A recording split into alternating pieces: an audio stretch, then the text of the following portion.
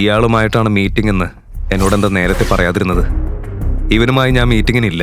200 കോടി പോയിട്ട് 20,000 രൂപയുടെ ഡീല് പോലും ഇവനുമായി ഞാൻ ചെയ്യില്ല.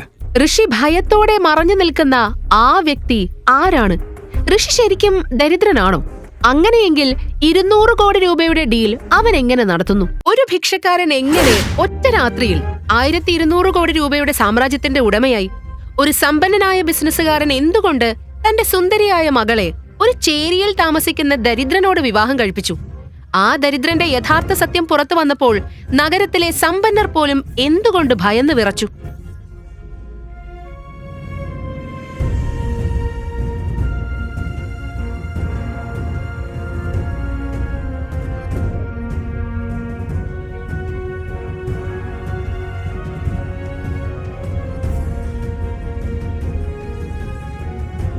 നീ എന്റെ ഭർത്താവല്ലായിരുന്നെങ്കിലുണ്ടല്ലോ, എന്റെ ഫ്രണ്ട്സിന്റെ ഭർത്താക്കന്മാർ അവർക്ക് ഡയമണ്ട് റിങ്ങും വിലപിടിപ്പുള്ള ഫോണും വാങ്ങിക്കൊടുക്കുമ്പോ നീ എനിക്ക് തരുന്നത് ഈ 10 രൂപയുടെ പൂവാണോ? നിന്നെ എന്റെ ഭർത്താവാണെന്ന് വിളിക്കാൻ പോലും എനിക്ക് ലജ്ജ. മൂവ്.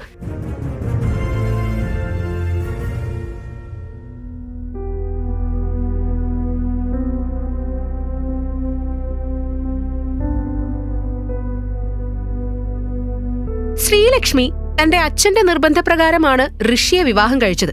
പക്ഷെ തന്റെ ഭർത്താവ് ഒരു സമ്പന്നനായ ബിസിനസ്സുകാരനല്ല, ചേരിയിൽ വളർന്ന ഒരു ദരിദ്രനാണെന്നറിഞ്ഞപ്പോൾ അവൾ ഞെട്ടിപ്പോയി. അതിനുശേഷം ഋഷി തന്റെ ഭർത്താവാണെന്ന കാര്യം വീടിന് പുറത്ത് ആരും അറിയരുതെന്ന് ശ്രീലക്ഷ്മി ഒരു നിബന്ധന വെച്ചു.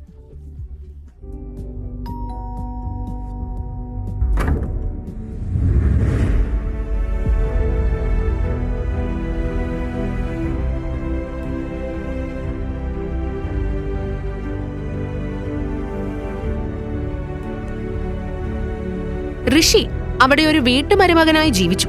പക്ഷേ അവനോട് എല്ലാവരും ഒരു ജോലിക്കാരനോട് എന്ന പോലെ പെരുമാറി. എല്ലാവരും അവനെ അപമാനിച്ചു.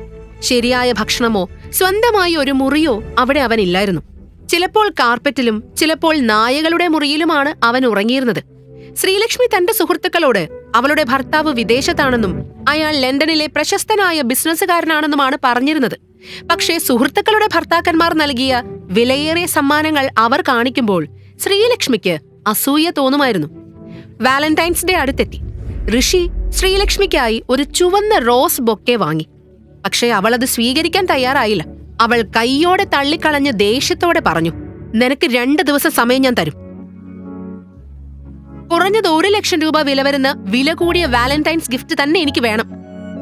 ശ്രീ, ഇത്രയും പണം ഞാൻ ജീവിതത്തിൽ കണ്ടിട്ടേയില്ല. ഇത്ര വിലയേറിയ ഒരു സമ്മാനം ഞാൻ എവിടെ നിന്ന് സംഘടിപ്പിക്കും? എന്നെ വിവാഹം കഴിക്കുന്നതിന് മുമ്പ് അതൊക്കെ നീ ചിന്തിക്കേണ്ടതായിരുന്നു. ഭാര്യയുടെ ആവശ്യങ്ങൾ പോലും നിറവേറ്റാൻ കഴിയാത്ത ഒരു ഭർത്താവായല്ലോ നീ. 2 ദിവസം കഴിഞ്ഞ് വാലന്റൈൻസ് ഡേയിൽ ഋഷി ഒരു ഗിഫ്റ്റ് ബോക്സ് കയ്യിൽ പിടിച്ച് ശ്രീലക്ഷ്മിയുടെ മുന്നിലെത്തി. ശ്രീലക്ഷ്മി മുഖം ചുളിച്ച് ബോക്സ് തുറന്നു. പക്ഷേ അകത്തെ ആ സമ്മാനം കണ്ട അവൾ ഞെട്ടി. ഇത് ജിമ്മി ചൂ സാൻഡൽ അല്ലേ? ഇതിന് 10 ലക്ഷം രൂപ വിലയുണ്ട്. ഇത് നീ എവിടുന്നാ കൊണ്ടുവന്നേ? സത്യത്തിൽ ഇത് ഒറിജിനൽ അല്ല. മാർക്കറ്റിൽ നിന്ന് ഞാൻ വാങ്ങിയ അതിന്റെ ഒരു കോപ്പിയാ. ഇത് ഫേക്കാണ്. ഫേക്ക്? ശ്രീലക്ഷ്മി ദുഃഖഭാവത്തോടെ സാൻഡലുകൾ എടുത്ത് തന്റെ മുറിയിൽ വെച്ചു. പക്ഷെ അതിന്റെ ക്വാളിറ്റി കണ്ടപ്പോൾ ഋഷിയെക്കുറിച്ച് അവൾക്ക് ചെറിയൊരു സംശയം തോന്നി. കാരണം ആ സാൻഡലുകൾ കാണുമ്പോൾ സ്റ്റിച്ചസും ക്വാളിറ്റിയും ഒട്ടും ഫേക്ക് പോലെ തോന്നിയില്ല. പൂർണ്ണമായും ഒറിജിനൽ പോലെ ആയിരുന്നു. ആക്ച്വലി മാഡം, നിങ്ങൾ മിസ്റ്റർ വർമ്മയുടെ ഫ്രണ്ടാണോ? മിസ്റ്റർ വർമ്മയോ? വർമ്മ ഇൻഡസ്ട്രീസിന്റെ ഉടമയാണോ നിങ്ങൾ പറയുന്നത്? പക്ഷെ അദ്ദേഹത്തെ ആരും നേരിട്ട് കണ്ടിട്ടില്ലല്ലോ. ഏറ്റവും വലിയ ആളുകൾക്ക് പോലും അദ്ദേഹത്തോട് സംസാരിക്കാൻ കഴിയില്ല. അല്ല, എനിക്ക് അദ്ദേഹത്തെ അറിയില്ല. പക്ഷെ നിങ്ങൾ എന്താ അങ്ങനെ ചോദിച്ചത്? മാഡം, നിങ്ങൾ കയ്യിൽ പിടിച്ചിരിക്കുന്ന ഈ ബാഗ് ജിമ്മി ചൂ സാൻഡലിന്റെ ബാഗാ. ഒന്ന് നോക്കട്ടെ. ആ, നോക്കിക്കോ. ഇത് സ്പെഷ്യൽ എഡിഷൻ സാൻഡലുകളാണ് മാഡം. കട്ടിംഗ്, ഡിസൈൻ, ലോഗോ ഇതൊന്നും കോപ്പി ചെയ്യാൻ പറ്റില്ല. ഇന്ത്യയിൽ ഇതിന്റെ 2ാമത്തെ ജോഡിയായത്. ആദ്യത്തെ ജോഡി വാങ്ങിയത് മിസ്റ്റർ വർമ്മ തന്നെയാ. ഋഷി തന്നെയാണോ മിസ്റ്റർ വർമ്മ? അല്ലെങ്കിൽ ഋഷി ഈ സാൻഡലുകൾ മോഷ്ടിച്ചതാണോ? ഋഷിയുടെ യഥാർത്ഥ ഐഡന്റിറ്റി എന്താണ്? അവൻ സമ്പന്നനാണെങ്കിൽ എന്തുകൊണ്ട് ഭാര്യ വീട്ടിൽ ഒരു ലിവ് ഇൻ സണ്ണിലോ ആയി ജീവിക്കുന്നു? ഈ ചോദ്യങ്ങളൊക്കെയും ശ്രീലക്ഷ്മിയുടെ മനസ്സിലൂടെ ഓടിക്കൊണ്ടിരുന്നു. എന്നാലും ഋഷി എങ്ങനെയോ ഇതെല്ലാം അവൾക്കായി ഒരുക്കിയിരിക്കണം എന്ന വിശ്വാസം അവൾക്കുണ്ടായിരുന്നു. കുറച്ചു ദിവസങ്ങൾക്ക് ശേഷം ശ്രീലക്ഷ്മി ആ സാൻഡലുകളുടെ കാര്യം മറന്നു. ഒരു രാവിലെ വീട്ടിലേക്ക് പച്ചക്കറി വാങ്ങാൻ ഋഷി പുറത്തുപോയി. ശ്രീലക്ഷ്മി വേഗം റെഡിയായി ഹാളിലേക്ക് വന്ന് ദേഷ്യത്തോടെ വിളിച്ചു തുടങ്ങി. മമ്മി, ഋഷി എവിടെ? അവനെ കൊണ്ട് ഒരിക്കലും ഒരു ഉപയോഗമില്ല. സമയം ഇങ്ങനെ പോയിക്കൊണ്ടിരിക്കുന്നു. ഇന്ന് അവൻ എന്റെ ഓഫീസിലേക്ക് കൊണ്ടുപോകാന്ന് വിചാരിച്ചതാ. പക്ഷേ സാറ് വീട്ടിലില്ലല്ലോ. ഋഷി, നീ എവിടെയായിരുന്നു? ഈ പച്ചക്കറികൾ വാങ്ങാൻ പോയതാ. ഇത് ഞാൻ നിനക്ക് തരുന്ന അവസാന ചാൻസാ. എന്റെ ഓഫീസിലേക്ക് വന്ന് കുറച്ച് ജോലി ചെയ്. വീട്ടിലിരുന്നിരുന്ന് നീ പൂർണ്ണമായും മടിയനായി. വേഗം പോവാം. നീ കാരണോ ഞാൻ വീണ്ടും ലേറ്റ് ആയത്. എന്റെ ബാഗ് എടുത്തോണ്ട് വാ. ഇതെല്ലാം എടുത്തോണ്ട് വാ.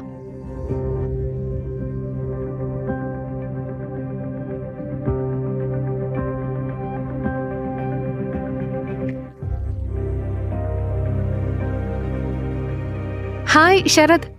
ഹേയ് ശ്രീലക്ഷ്മി, നീ എവിടെയായിരുന്നു? ഒരു മണിക്കൂറായി ഞാൻ നിന്നെ കാത്തിരിക്കുക. സോറി ശരത്, ചില ആളുകൾ കാരണം വീട്ടിൽ നിന്ന് ഇറങ്ങാൻ ലേറ്റായി. അതൊക്കെ സാധാരണയല്ലേ, അതിനി എന്തിനാ സോറി പറയുന്നത്? എനിവേസ് ശ്രീലക്ഷ്മി, നോക്ക്, ഞാൻ നിനക്ക് വേണ്ടി ഒരു ഗോർജിയസ് ഭവ്യസാക്ഷി ലെഹങ്ക കൊണ്ടുവന്നിട്ടുണ്ട്. ഇത് ദീപിക അവളുടെ വിവാഹത്തിന് ധരിച്ചതുപോലെയുള്ള അതേ പാറ്റേണാ. നിനക്ക് ഫ്രണ്ടിന്റെ വിവാഹത്തിന് പോകാനുണ്ടല്ലോ, അപ്പോ നീ ഇതിട്ടോ. വൗ ശരത്, ഇത് നീ എനിക്ക് വേണ്ടി കൊണ്ടുവന്നതാണോ? Wow, it's gorgeous. Thank you so much for your gift. ഇതിൽ താങ്ക് യു പറയാൻ മാത്രം എന്താ ഉള്ളത്? നിന്റെ മുന്നിൽ ഇതൊന്നും അല്ലല്ലോ. ഞാൻ എൻ്റെ ഒരു ഫ്രണ്ടിനോട് നേരിട്ട് പറഞ്ഞ് ഡിസൈൻ ചെയ്യിപ്പിച്ചതാണിത്. ഈ ലെഹങ്കയുടെ വില 20 ലക്ഷം രൂപയാ. ഓ മൈ ഗോഡ്, 20 ലക്ഷം രൂപയോ? ശരത്, എനിക്കത് അത്രയും ഇഷ്ടമായി. ഇത് തന്നെ എനിക്ക് വേണമെന്ന് ആഗ്രഹിച്ച ലെഹങ്ക.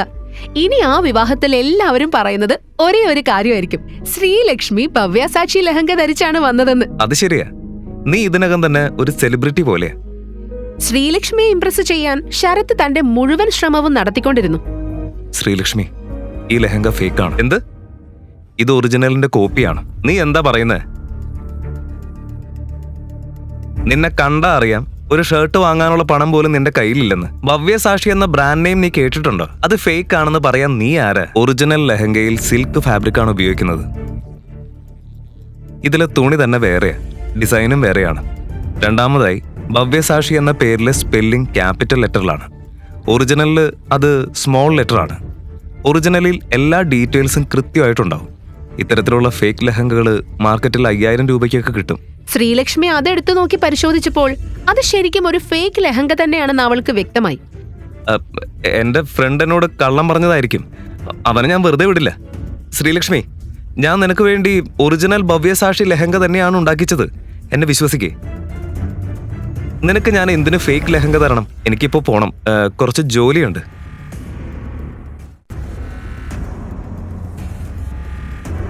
ശ്രീലക്ഷ്മി, ഞാൻ ഇതുവരെ നിനക്ക് ഉപദേശം തന്നിട്ടേയില്ല. പക്ഷേ ഈ മനുഷ്യനിൽ നിന്ന് നീ അകലം പാലിക്കണം. നിന്നെ ഇംപ്രസ് ചെയ്യാൻ അവൻ ചീപ്പ് ഫേക്ക് സാധനങ്ങളാണ് നിനക്ക് തരുന്നത്. ഒരു ദിവസം ഞാൻ നിനക്കായി യഥാർത്ഥ ബ്രാൻഡഡ് ഗിഫ്റ്റുകൾ കൊണ്ടുവരുമെന്ന് ഞാൻ ഉറപ്പു തരാം. അതിനായി ഞാൻ കഴിയുന്നത്ര കഠിനമായി ജോലി ചെയ്യും. തന്റെ മനസ്സിലുള്ളതെല്ലാം ശ്രീലക്ഷ്മിയോട് പറഞ്ഞതിനു ശേഷം അവളുടെ മറുപടി പോലും കാത്തു നിൽക്കാതെ ഋഷി അവളുടെ ക്യാബിനിൽ നിന്ന് ദേഷ്യത്തോടെ പുറത്തേക്ക് നടന്നു. 2.5 വർഷത്തെ വിവാഹ ജീവിതത്തിൽ ആദ്യമായാണ് ശ്രീലക്ഷ്മിക്ക് ഋഷി തനിക്കായി കരുതുന്നുണ്ടെന്ന് തോന്നിയത്. തെറ്റായ ആളുകളിൽ നിന്ന് അവൻ അവളെ സംരക്ഷിക്കുകയാണ്. ഋഷിയെ ഈ രൂപത്തിൽ കണ്ടപ്പോൾ ശ്രീലക്ഷ്മി ഞെട്ടിപ്പോയി. ഇന്ന് ആദ്യമായി ശ്രീലക്ഷ്മിയുടെ മനസ്സിൽ ഈ ചോദ്യമുയർന്നു. ഋഷി എന്നിൽ നിന്ന് അകറ്റി നിർത്താണല്ലോ ഞാൻ ചെയ്തത്. ഞാനൊരു തെറ്റ് ചെയ്തോ? എന്താ ഞാൻ ഇങ്ങനെ ചിന്തിക്കുന്നത്? ശരത് എന്റെ ബിസിനസ് പാർട്ണറാണ്, സമ്പന്നനും വിജയിച്ച ബിസിനസ്സുകാരനും. ഞങ്ങളുടെ കമ്പനിയിലെ പ്രധാന ഇൻവെസ്റ്റർ അവനാണ്. ഇതിന്റെ പേരിൽ ശരത് എന്റെ കമ്പനിയിൽ നിന്ന് പിന്മാറിയ ഋഷിയുടെ കാരണത്താൽ എന്റെ വർഷങ്ങളായുള്ള അനുഭവവും പരിശ്രമവും നഷ്ടപ്പെടുത്താൻ എനിക്ക് പറ്റില്ല. എനിക്ക് ഋഷി വേണ്ട, എനിക്ക് ശരത്താ വേണ്ടത്. ഋഷി, ഇതെന്ത് ഭ്രാന്താ? അതെ, എനിക്ക് ഉപദേശം നൽകാൻ നിനക്കാരാ അവകാശം തന്നത്? ഷട്ടപ്പ്! എങ്ങനെ നിനക്ക് ധൈര്യം വന്നു? നിന്നെ ഇവിടെ കൊണ്ടുവന്നതാ ഞാൻ ചെയ്ത തെറ്റ്. ഇപ്പോ ഒരക്ഷരം മിണ്ടാതെ ഇവിടെ നിന്ന് ഇറങ്ങിപ്പോ. Just leave. ഏയ് നിൽക്ക്, എവിടേക്കാ നീ പോകുന്നേ? നീ എന്റെ ശബ്ദം കേൾക്കുന്നില്ലേ? ഇത്ര നേരമായി വിളിക്കുക. എന്റെ മുന്നിൽ വെച്ച് എന്റെ ഗിഫ്റ്റിനെ അപമാനിക്കാൻ നിനക്ക് എങ്ങനെ ധൈര്യം വന്നു? നീയുണ്ടല്ലോ, നിന്നെ തന്നെ വിറ്റാലും ഞാൻ കൊടുത്ത പോലെ ഒരു ഗിഫ്റ്റ് അവൾക്ക് കൊടുക്കാൻ നിനക്കാവില്ല. രണ്ടാമതായി നീ നിന്റെ സ്ഥാനം മനസ്സിലാക്കണം. എന്നിട്ട് എന്നോട് സംസാരിക്കാൻ വാ. എടാ ദരിദ്രവാസി, വീട്ടുവേലക്കാരൻ മരുമകനെ, എന്നോട് സംസാരിക്കേ. പൊതുസ്ഥലത്തൊരു പ്രശ്നമുണ്ടാക്കാൻ ഋഷിക്ക് ഇപ്പോഴും മനസ്സില്ലായിരുന്നു.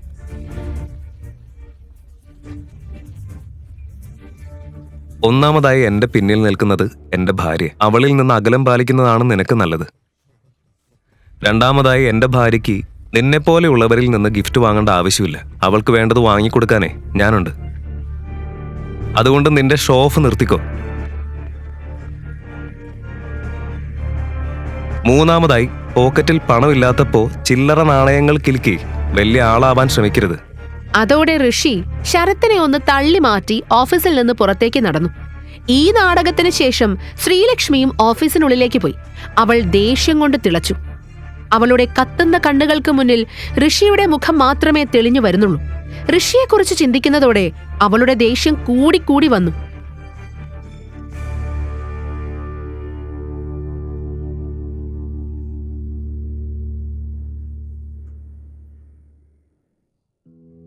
ഹലോ, ഞാൻ നിന്റെ കോളിന് വേണ്ടി കാത്തിരിക്കുകയായിരുന്നു. ഇന്നൊരു സ്പെഷ്യൽ ആളുമായി നിന്റെ മീറ്റിംഗ് ഞാൻ ഫിക്സ് ചെയ്തിട്ടുണ്ട്. അഡ്രസ് ഞാൻ മെസ്സേജ് ചെയ്തിട്ടുണ്ട്.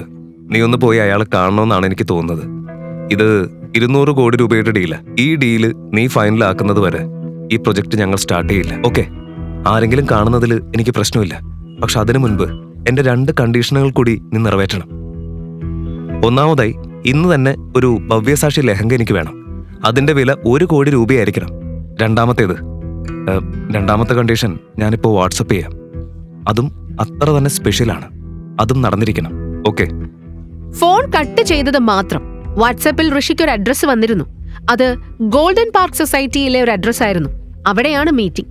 ഗോൾഡൻ പാർക്ക് സൊസൈറ്റി സൂറത്തിലെ അല്ല, ഗുജറാത്ത് മുഴുവൻ ചേർത്താൽ പോലും ഏറ്റവും ലക്ഷറി ആയ സൊസൈറ്റികളിൽ ഒന്നായിരുന്നു. പക്ഷേ ഋഷി അവിടെ ആരെയാണ് കാണാൻ പോകുന്നത് എന്ന കാര്യം അവന് തന്നെ അറിയില്ലായിരുന്നു. ഋഷി ഒരു ടാക്സി പിടിച്ച് ഗോൾഡൻ പാർക്ക് സൊസൈറ്റിയിലേക്ക് പുറപ്പെട്ടു. സൂറത്തിലെ ആളുകൾ മാത്രമല്ല, ഗുജറാത്തിലെ ഏറ്റവും സമ്പന്നരായ ആളുകൾ തന്നെയാണ് ആ സൊസൈറ്റിയിൽ താമസിച്ചിരുന്നത്. നഗരത്തിലെ സമ്പന്ന എലീറ്റ് ആളുകൾ പതിവായി എത്തുന്ന സ്ഥലമായിരുന്നു അത്. ഋഷി അകത്തേക്ക് കടക്കാൻ മുന്നോട്ട് നീങ്ങിയത് മാത്രം സെക്യൂരിറ്റി ഗാർഡ് അവനെ ഗേറ്റിൽ തന്നെ തടഞ്ഞു. ഹേയ്, നീ ആരാടാ? എവിടേക്കാ ഇങ്ങനെ കയറി വരുന്നേ? എനിക്ക് അകത്തേക്ക് പോണം. എനിക്കിവിടെ ഒരു മീറ്റിംഗ് ഉണ്ട്. കള്ളം പറയുന്നതിന് മുൻപ് നിന്റെ അവസ്ഥയൊന്ന് നോക്കിക്കൂടെ? ഇത് ഗോൾഡൻ പാർക്ക് സൊസൈറ്റിയാ. നഗരത്തിലെ ആളുകൾ ഇവിടെ വലിയ കാറുകളിലാണ് വരുന്നത്. നിന്നെ പോലെയുള്ളൊരു ഭിക്ഷക്കാരൻ ഇവിടെ വരുന്നത് ഭിക്ഷ ചോദിക്കാനാണോ? നിന്നെ പോലെയുള്ളവരെ ഞാൻ ഒരുപാട് കണ്ടിട്ടുണ്ട്. ഇപ്പൊ തന്നെ ഇവിടെ നിന്ന് ഇറങ്ങിപ്പോ. ഇങ്ങനെ പറഞ്ഞ ഗാർഡ് ഋഷിയെ ശക്തിയായി തള്ളി. ഋഷി റോഡിൽ നേരെ ഒരു ലക്ഷറി കാറിന്റെ മുന്നിൽ വീണു. കാർ പെട്ടെന്ന് ബ്രേക്ക് ഇട്ടതുകൊണ്ട് ഋഷി ചക്രത്തിനടിയിൽ പെടാതെ രക്ഷപ്പെട്ടു. ആ കാർ മറ്റാരുടേതുമല്ല, ഗോൾഡൻ പാർക്ക് സൊസൈറ്റിയുടെ ഉടമയായ മിസ്റ്റർ ദേവന്റേതായിരുന്നു. എല്ലാവരും അദ്ദേഹത്തെ റിയൽ എസ്റ്റേറ്റ് കിങ് എന്നാണ് വിളിച്ചിരുന്നത്. ഗുജറാത്തിലെ വലിയ കെട്ടിടങ്ങളും സൊസൈറ്റികളും എല്ലാം പണിതത് അദ്ദേഹമായിരുന്നു. കാറിനുള്ളിൽ നിന്നിരുന്ന മിസ്റ്റർ ദേവൻ ഇതെല്ലാം കണ്ടതും പുറത്തിറങ്ങി ഗാർഡിനോട് കത്തിക്കയറി. ഇതെന്താ ഇവിടെ നടക്കുന്നത്? അതും സൊസൈറ്റിയുടെ ഗേറ്റിൽ വെച്ച്. നിനക്ക് തീരെ ബോധമില്ലേ? ഇങ്ങനെ ചെയ്താൽ നമ്മുടെ സൊസൈറ്റിയുടെ പേര് നശിക്കുമെന്ന് അറിയില്ലേ? സർ, ഈ ഭിക്ഷക്കാരൻ അകത്തേക്ക് കയറി വരാൻ ശ്രമിക്കായിരുന്നു. ഞാൻ തടഞ്ഞിട്ടും അവൻ കേൾക്കുന്നില്ലായിരുന്നു. ഋഷി സാർ, നിങ്ങൾ ദയവായി ക്ഷമിക്കണം. സാർ, ഞാൻ നിങ്ങളെ തിരിച്ചറിഞ്ഞില്ല. നിങ്ങൾ വരുമെന്ന് അറിഞ്ഞിരുന്നെങ്കിൽ ഞാൻ തന്നെ വന്ന് സ്വീകരിക്കുമായിരുന്നല്ലോ. നീ മണ്ടനാണോ? ഇദ്ദേഹം ആരാണെന്ന് നിനക്കറിയോ? സാറിന്റെ മുന്നിൽ നീ എന്നെ മാനം കെടുത്തി. ഇപ്പൊ തന്നെ നിന്നെ ഞാൻ ജോലിയിൽ നിന്ന് പുറത്താക്കും. ഏയ്, ഇതിൽ അവനെയും കുറ്റം പറയാൻ പറ്റില്ല. എന്റെ ഈ അവസ്ഥ കണ്ട ആരും എന്നെ ഒരു ഭിക്ഷക്കാരനാണെന്ന് തന്നെയായിരിക്കും കരുതുക. പക്ഷെ സാർ, നിങ്ങൾ ഈ ഒരു അവസ്ഥയിൽ എങ്ങനെ എത്തി? 4 വർഷം മുൻപ് നിങ്ങളെ കണ്ടപ്പോ നിങ്ങൾ പൂർണ്ണമായും വേറെയായിരുന്നു. ഇപ്പോ മിസ്റ്റർ ദേവൻ, ചില കാര്യങ്ങൾ സംഭവിച്ചു. അത് എനിക്കിപ്പോ പറയാൻ കഴിയില്ല. പക്ഷെ ഉടൻ തന്നെ എല്ലാം മാറും. ഇപ്പോ എനിക്കൊരു മീറ്റിങ്ങിനായി അകത്ത് പോകണം. ഞാൻ നിങ്ങളെ പിന്നെ കാണാം. Okay sir, sure.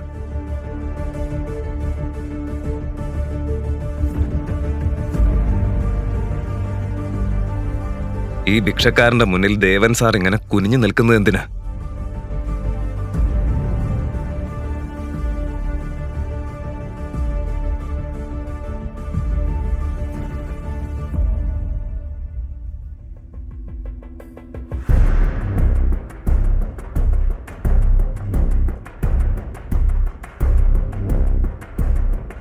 ഇയാളുമായിട്ടാണ് മീറ്റിംഗ് എന്ന് എന്നോടെന്താ നേരത്തെ പറയാതിരുന്നത്?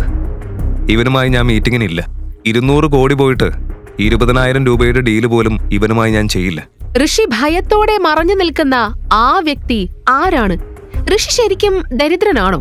അങ്ങനെയെങ്കിൽ 200 കോടി രൂപയുടെ ഡീൽ അവൻ എങ്ങനെ നടത്തുന്നു? അല്ലെങ്കിൽ ഋഷി സമ്പന്നനാണെങ്കിൽ എന്തുകൊണ്ട് ഭാര്യ വീട്ടിൽ ഒരു ദരിദ്രനെ പോലെ ജീവിക്കുന്നു? ശ്രീലക്ഷ്മി ഋഷിയുടെ യഥാർത്ഥ സത്യമറിഞ്ഞാൽ എന്ത് സംഭവിക്കും? ഋഷി എന്തിനാണ് ശ്രീലക്ഷ്മിയെ വിവാഹം കഴിച്ചത്? ഈ ചോദ്യങ്ങളുടെയൊക്കെ ഉത്തരമറിയാൻ കേൾക്കൂ കോടീശ്വരൻ പോക്കറ്റ് FM-ൽ മാത്രം. Download the app. Link in description.